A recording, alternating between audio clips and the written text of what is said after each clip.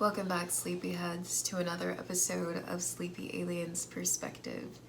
So, tonight I'm going to be talking about how a divine detour saved me. So, if you've been watching anything on my channel at this point, you will know that I am a cashier at a bougie and busy grocery store. But how I ended up at that grocery store is the real question. So, I have also mentioned that in 2020, I left the most high-paid corporate job that I've ever had. I had a mental breakdown. I went on disability for 3 months.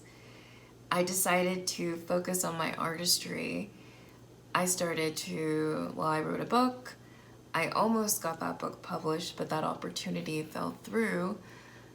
I then panicked and thought, well, I'll go back to the corporate world. Being an artist isn't great. And this is all happening while I'm living in my car, because I've made this huge leap of faith, right? And I also moved from Flagstaff, Arizona, a city that I had been living in for over 10 years of my life that really helped me become most of the adult that I am. I still don't think I've reached that woman level, but I am definitely an adult. But yeah, so a lot was happening during that time. And when I had this panic to go back into the corporate world, I almost got a job working for, it was a university. It was one of the private universities in Oregon. I can't remember which one, but I made it to the second round of interviews for that. Didn't get it. I had another job interview with Portland Public Schools, and that would have been the most high-paid job I've ever had, and I didn't get that one. And I was so disappointed because I was like, well, hold on. You mean I'm gonna have to continue to cashier? I thought I was gonna be in this position for 2 months. And so this births the divine detour, right? I end up in a situation that I never expected to be in. I end up in a place that I never would have imagined to be in. I never even intended on living in Oregon.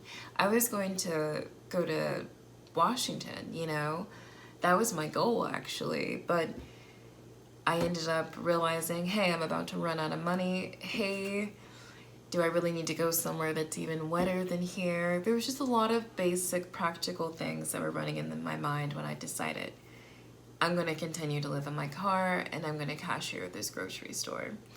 So the first phase of realizing you're on a divine detour is the resistance phase. This is when you're still attached to that previous outcome that you were trying to achieve, and you refuse to accept the situation for what it is. You refuse to accept that segment of your life experience is over and you have to move on. You have to evolve from that experience. You can't let go. You feel a sense of failure.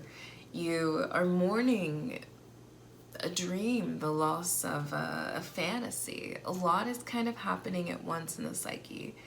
And I'm such an expert at this because I've experienced this a few times. But yeah, so the first phase is really that resistance phase. Let me make sure I said everything about that.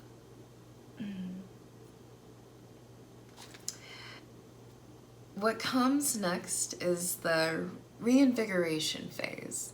This is when you have reached a state of acceptance about your divine detour, where you're at, how much money you're making, how much money you used to make. You've let that go. You've realized these are the people that I work with. This is where I work. And I have to tell you, when I would tell people that I was cashiering, I could tell people were looking down on me for it. People that I knew, from my previous world, they had that whole, it looks like heaven fell off. And I haven't really said this because I don't like to say my name because people associate my name with religion and morality. But my name is Heaven. My pen name, my writing name is H. Leigh. And that's the name I like to use for this show. But in people's mind, heaven fell off. Heaven completely lost her fucking mind. Heaven's been living in her car. Heaven doesn't talk to anybody. And did I lose my mind? I absolutely did. Was I trying to regain my mind? Yes, you know. I'll talk about my spiritual experience living in the car another day. But I didn't fall off, you know? And it took me a while to let go of the perception of what people thought I was doing with my life. And it wasn't like it really mattered to me as far as like what I was gonna do, but it was heartbreaking for me that they wouldn't see that I was in a better situation mentally, physically, and spiritually than I was in that office, you know, or living in that town. And even though I was in my car, I was more balanced. I was processing my emotions. I was releasing my emotions. I had clarity. I had less stress in my life, you know? I was challenged in like different three-dimensional survival ways, but that to me was like, it gave me so much strength, you know? So being looked down on for cashiering was a huge phase that I had to like accept and let go of, and it forced me to strengthen my confidence because I was like, no, I've chosen to have this job because it allows me to focus on my art. It allows me to retain more of my creative energy, you know? That's a huge aspect of it. But during this reinvigoration phase, you have to, so you've let go of that old outcome of whatever you were trying to achieve in your reality. You've let that go. And so now you need to re-envision how you can still achieve that dream in your current circumstances and make the most of that, and make the most of your circumstances. Because every divine detour is going to give you the lessons, time to heal, a change in your perspective. It's going to give you that time to change your energy so that when you do meet the place of your desired reality or whatever goal you're trying to achieve, you'll actually be able to retain it, right? And so divine detours are divine blessings. And me cashiering was a divine blessing. Because one, I've been living in the car for, I think at that point it was at least 5 months. I like had at least almost 3 months where I just didn't even talk to anybody, you know, I just stopped talking. But I needed that phase of not talking to reinvigorate my spirit. You know, I had to start getting all that energy that I was giving out at work and to like, you know, friends. I had to start giving that to myself, to give life to myself, right? Because at this time I was still really dealing heavily with my self-death complex, and it was really being challenged by those circumstances. And I was not good at living in my car in the beginning. I was a hot mess. So that stage of acceptance and me figuring out how I was going to reapproach my goal of establishing my writing career and establishing my artistic career, you know, it forced me to think, how else can I do this? And eventually, you know, that led to me remotivating myself. Me saying, how can I improve on my skills? Me looking at my weaknesses, why that opportunity may have fallen through. And me relearning things, you know. I'm gonna make a video about this, but I created the terminology tinker artist. And that's for all the artists out there who may have grown up in a low income setting and their parents didn't have money for teachers, training, and classes. And so you may have just learned your art form on your own, and you gained all of your skills by tinkering with instruments and words and whatever you do with paint, all that stuff. You're a tinker artist, you know? You slowly build and learn as you go. You don't go by the formal establishment of classes and lessons, you know? I'm going off topic here, but I'm gonna have a whole video about that because I realize I am such a tinker artist, and that's the term that came to me when I thought of it. And I was like, you know what, that makes a lot of sense, because I don't really like being in a formal setting when it comes to learning certain skills. Like, I'll watch videos and I can take short-term classes, but it's hard for me not to be like, okay, let me just experience it and try it, you know? I don't really like when people are telling me the way it's been done and how it's been done and how to follow that system. So this phase of reinvigoration forced me to evolve my tinker skills and really evolve my perspective of my artistry and why I was producing art and what was my intention and how was I going to liberate and grow as a person, you know. And also too, you learn in this reinvigoration stage, when you're in this divine detour, you see all the little blessings the universe has gifted you in this process, because I started to see how bagging groceries was helping me with my intuition. I started to see how being forced to talk to customers every day was bringing me out of that deep, quiet, healing state that I was in, you know, that hermit Mewtwo state where I'm just so focused on my healing. It brought me out of that, and it forced me to talk more, you know. I mean, the basic discounts of like produce and wellness supplements, I mean, that helped me bring back my health. There were just so many hidden blessings that I was being gifted every day, and the conversations that I would have with customers and the little things that I would learn and the spiritual messages that I would get in between, and the time that I had to like write in my pod and the stories that I would write.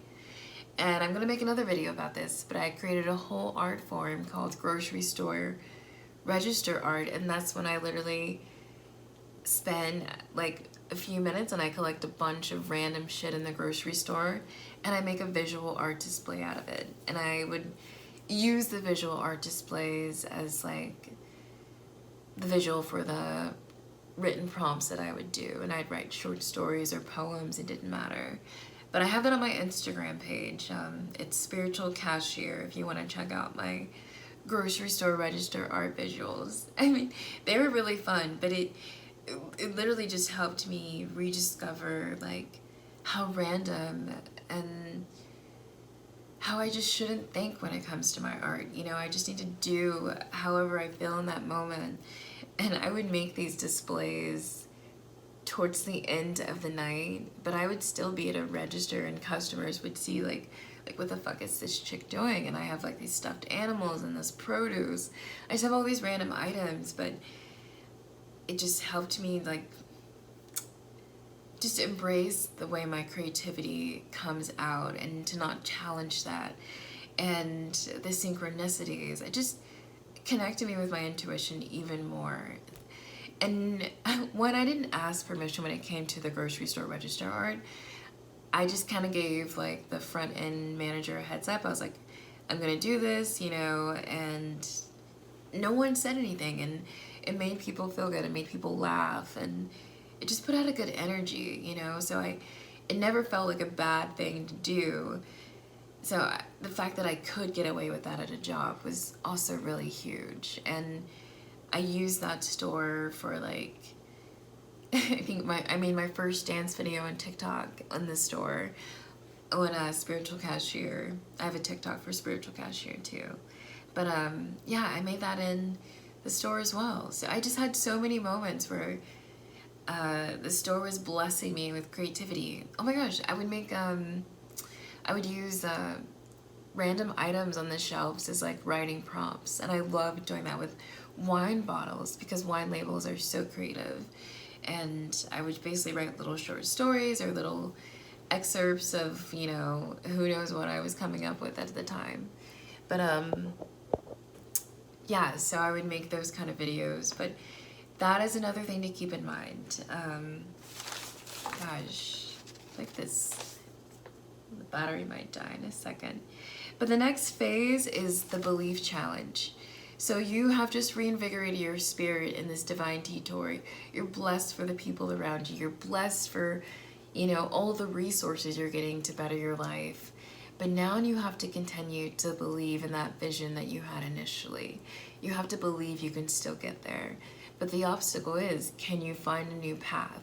Because this detour is helping you find a better way to meet that goal. And you're going to meet that goal better because you're more energetically aligned with that goal. So that's the next phase, is that belief challenge. And of course, once you believe, once you know for sure it'll happen, you let it go and you enjoy your divine detour for what it is. You enjoy the random people around you, the random environment you never thought you'd be in, doing the random job you never thought you'd have. You have to enjoy it while you can. Divine detours are truly blessings, and you can fight it all you want in the beginning, but in the end you'll be looking back and you'll be like, that place changed my life, and I'm so grateful for it. Like, I am grateful for New Seasons Marketplace. It definitely helped me evolve my artistry. It helped me come back from, you know, the grave, essentially, because where I was at with like wanting to live, it was, God, I was, yeah, I did not care, but this place has brought me back to life, and I'm very grateful for all the people I have worked with at that job, you know, the rude people, the really, like, yeah, even if I didn't even get along with you, just know that I appreciate and value you, because you still provided like a normalcy. You helped me, you had this energy that helped me balance out my life, you know. But to all my coworkers, I'm grateful for you. To all my customers, I'm grateful for you. To all the creepy men who came through my line, I'm grateful for you, because you challenged me to learn new ways to stand up for myself, and I think that's great. Yeah, I'm just very grateful.